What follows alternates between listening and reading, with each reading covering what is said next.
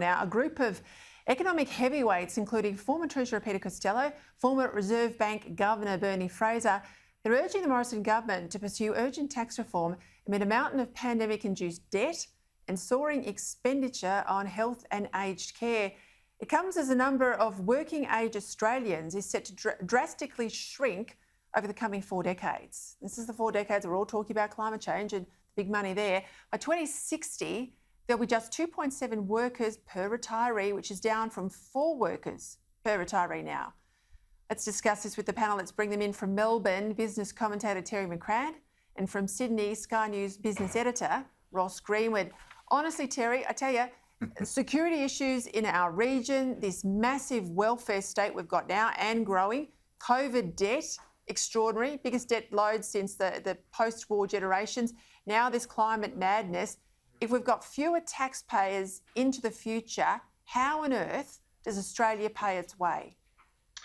Well, unfortunately, Peter, there's a very obvious bottom line, and that is that the ordinary Australian taxpayer is going to be slugged more and more. Whatever way that actually happens, whether it's income tax, whether it's GST, whether it's indirect taxes, which impact ultimately on the final taxpayer, like company tax, they will, and excise, obviously, they will be paying more.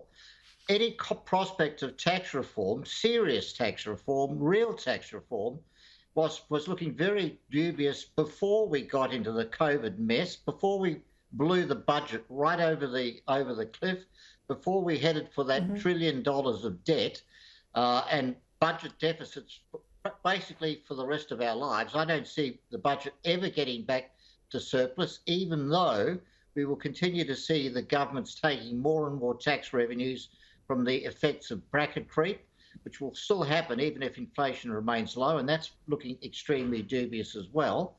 So the bottom line is, it's a good idea to talk about tax reform. It's obviously urgent. It's obviously fundamental, one of those things that is fundamental to building a successful future, but unfortunately, we're not going to see it.